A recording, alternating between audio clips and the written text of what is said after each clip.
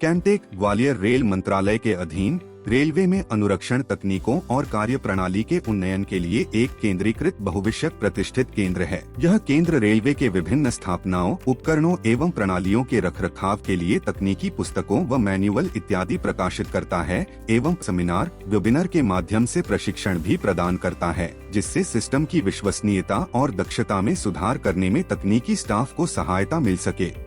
यह वीडियो 132 केवी से 27 केवी conventional railway traction सबस्टेशनों में लगे उपकरणों के रखरखाव की वीडियो श्रृंखला के अंतर्गत कंट्रोल व रिले पैनल और रिमोट टर्मिनल यूनिट RTU के रखरखाव और परीक्षण से संबंधित है। कंट्रोल व रिले पैनल में protective relay, switch, indicator, meter इत्यादि लगे होते हैं, जो सब स्टेशन के लगे उपकरणों व फीडरों में विद्युत सप्लाई को मॉनिटर व नियंत्रित करते हैं तथा उन्हें सुरक्षा भी प्रदान करते हैं। रिमोट टर्मिनल यूनिट RTU संचार के माध्यम द्वारा सबस्टेशन और ट्रैक्शन पावर कंट्रोलर के बीच एक इंटरफेस प्रदान करता है एवं इसके द्वारा traction power controller power supply को आवश्यकता के अनुसार मॉनिटर एवं नियंत्रित करता है। रखरखाव शेड्यूल।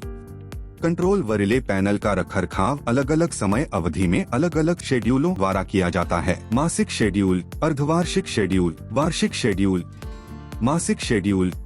मासिक शेड्यूल में कुछ कार्य जैसे कि जमी हुई धूल की सफाई, इंडिकेटिंग और रिकॉर्डिंग उपकरणों की जांच करना, रिले के बाहरी टर्मिनलों की जांच करना व उन्हें साफ करना, केबल कनेक्शनों की टाइटनेस की जांच करना, टर्मिनल व अर्थिंग कनेक्शनों की जांच करना, फ्यूज के ओवरहीटिंग की जांच करना और दरवाजे व उसके कब्जों के सही से लगे होने की जांच करना जैसे इत्यादि कार्य शामिल हैं। अर्धवार्षिक शेड्यूल। अर्धवार्षिक शेड्यूल में मासिक शेड्यूल के अतिरिक्त किए जाने वाले कार्य जैसे कि दरवाजे की गास्केट की जांच करना एवं यदि वह क्षतिग्रस्त है तो उसे बदलना जैसे कार्य शामिल है। वार्षिक शेड्यूल। वार्षिक शेड्यूल में अर्धवार्षिक शेड्यूल, मासिक शेड्यूल के अतिरिक्त किए जाने वाले कार्य जैसे कि रिले ऑपरेशन की जांच करना, रिले का परीक्षण करना, कॉन्टैक्टों, पुश बटन व स्विच की जांच करना, पॉजिटिव व अर्थ और नेगेटिव व अर्थ के बीच वोल्टेज की जांच करना जैसे इत्यादि कार्य शामिल हैं। रखरखाव से पहले ली जाने वाली सुरक्षात्मक सावधानियां। उपकरण के पास काम करने से पहले इलेक्ट्रिक शॉक से बचने के लिए सभी वोल्टेज व करंट सप्लाई को जरूरत के अनुसार बंद कर दें। ऐसे कई कार्य होते हैं जिन्हें रखरखाव के दौरान किया जाता है, जैसे कि panel, terminal board, push button, switch, contact और रिले टर्मिनलों की सफाई करना, इंडिकेटिंग और रिकॉर्डिंग उपकरणों के कार्य करने की जांच करना, इंटरकनेक्शन व अर्थिंग कनेक्शन तथा उनकी टाइटनेस की जांच करना, दरवाजे व कब्जों के सही से लगे होने तथा गास्केट की जांच करना, नमी और जीव जंतु के प्रवेश को रोकने के लिए छिद्रों की जांच करना व उन्हें बंद करना। परीक्षण एवं मापन। इस तालिका में दिए गए परीक्षणों व मापनों को रखरखाव शेड्यूलों के अनुसार नियमित अंतराल पर किए जाने चाहिए। रिले का परीक्षण। सेकेंडरी इंजेक्शन परीक्षण। प्रोटेक्टिव रिले के परफॉर्मेंस और कैरेक्टरिस्टिक की जांच करना अत्यंत आवश्यक है। यह परीक्षण single phase relay test kit द्वारा किया जाता है। परीक्षण की प्रक्रिया। परीक्षण की जाने वाली रिले की TB के CT व PT या CTO के सेकेंडरी टर्मिनलों को किट के करंट या वोल्टेज चैनलों से कनेक्ट करें। परीक्षण के लिए रिले के टाइमिंग टर्मिनलों को परीक्षण किट के बाइनरी इनपुट से कनेक्ट करें।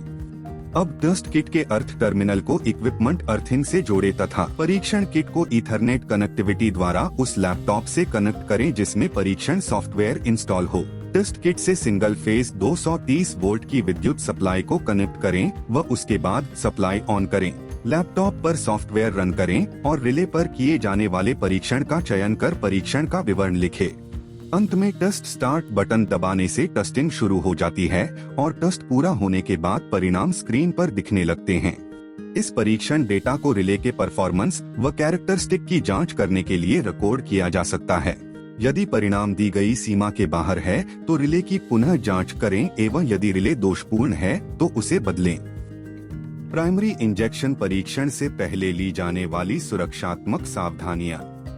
उपकरण और व्यक्तिगत सुरक्षा के लिए यह सुनिश्चित करें कि सर्किट ब्रेकर को ओपन करके विद्युत की आपूर्ति को बंद कर दी गई है एवं आइसोलेटरों को खोलकर आइसोलेशन कर दिया है।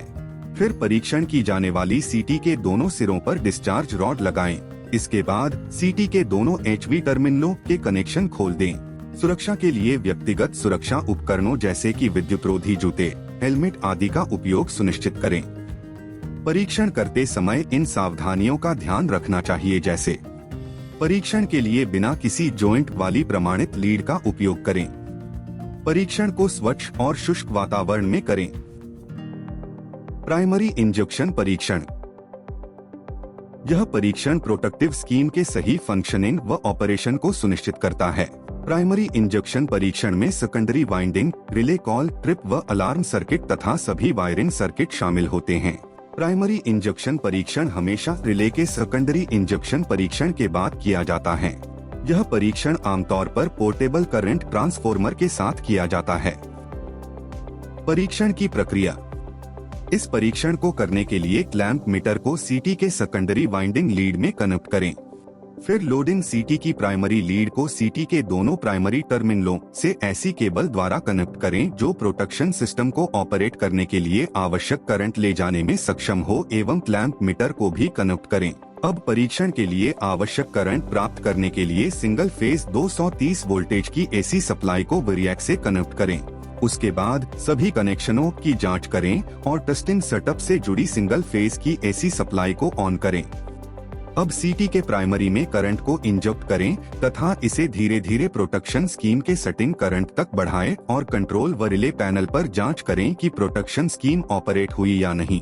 यदि प्रोटेक्शन स्कीम रिले की करंट सेटिंग के अनुसार ऑपरेट होती है तो रिले ठीक काम कर रहा है, अन्यथा इसकी जांच करें। इस प्रक्रिया का उपयोग करके सभी रिले के ऑपरेशन की जांच करें।